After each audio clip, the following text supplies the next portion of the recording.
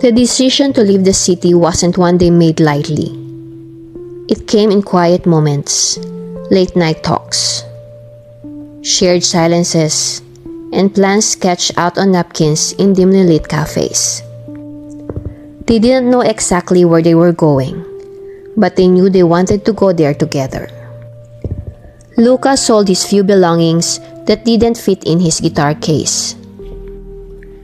Pia packed her cameras, lenses, and a handful of her favorite photographs. The rest she left behind, believing that the most important things weren't tied to places or possessions. Their journey began with a train ride out of the city, the rhythmic clatter of the wheels mimicking a heartbeat.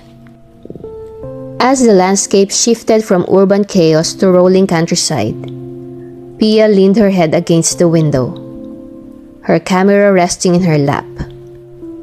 Luca sat beside her, strumming softly on his guitar, weaving a melody that felt like a goodbye and a beginning all at once. "Do you ever miss it?"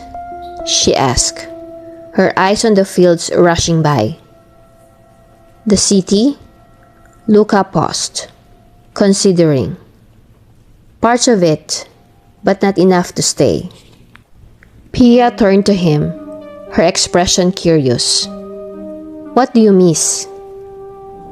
He smiled faintly, the sound of your laugh echoing in the alleyways. The way the sunlight hit your face when you weren't looking. Her cheeks flushed, and she shook her head. "You're impassible, you know that?" "Maybe," he said, his grin widening. "But you like me this way." She didn't argue.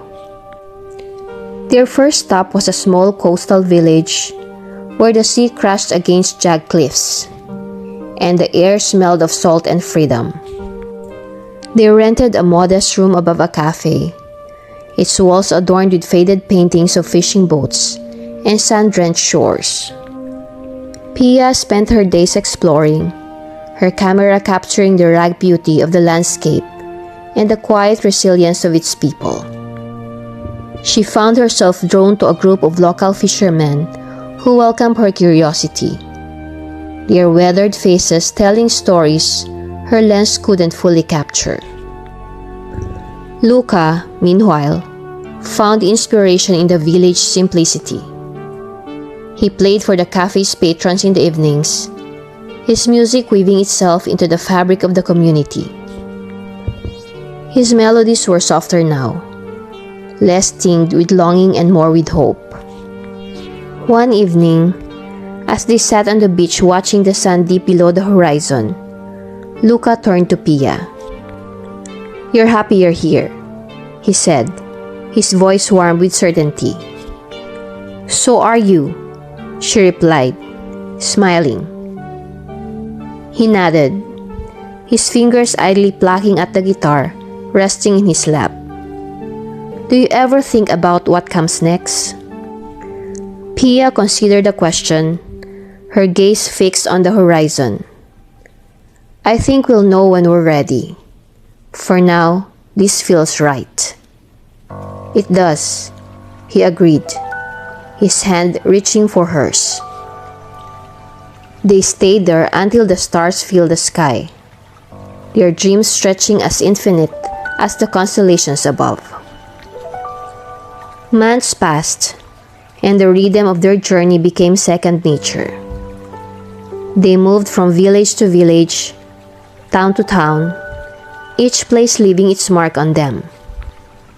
Pia's photographs gained a new depth, her work reflecting the blend of wonder and grounding she felt traveling with Luca. Luca's music evolved too. His songs carried the essence of their journey, the laughter, the struggles, the quiet moments of connection. Together, they became a living, breathing harmony, their lives intertwined like the strings of his guitar. One day, as they explored a bustling market in a mountain town, Pia noticed a poster pinned to a bulletin board. "Luca," she said, tugging on his sleeve. He looked up from the stall he was browsing. "What is it?" She pointed to the poster. It was an announcement for a local music festival, featuring both seasoned performers and emerging talent. "You should play," Pia said, her excitement barely contained. Luca hesitated, his eyes scanning the poster. "It's in 2 weeks." "Plenty of time," she said confidently. "You've got this." He smiled, her faith in him steadying the flicker of doubt in his mind. "Okay, let's do it." The night of the festival was electric. The town square buzzed with energy, the stage illuminated under a canopy of fairy lights. Pia stood at the edge of the crowd, her camera in hand, ready to capture the moment. When Luca stepped onto the stage, the crowd hushed, their anticipation palpable. He glanced at Pia, her smile giving him the courage he needed. "This song," he said into the microphone, "it's about finding your way, about the people who remind you of who you are and who you want to be." The first chords were soft, building into a melody that felt like coming home. His voice carried through the night, raw and filled with emotion.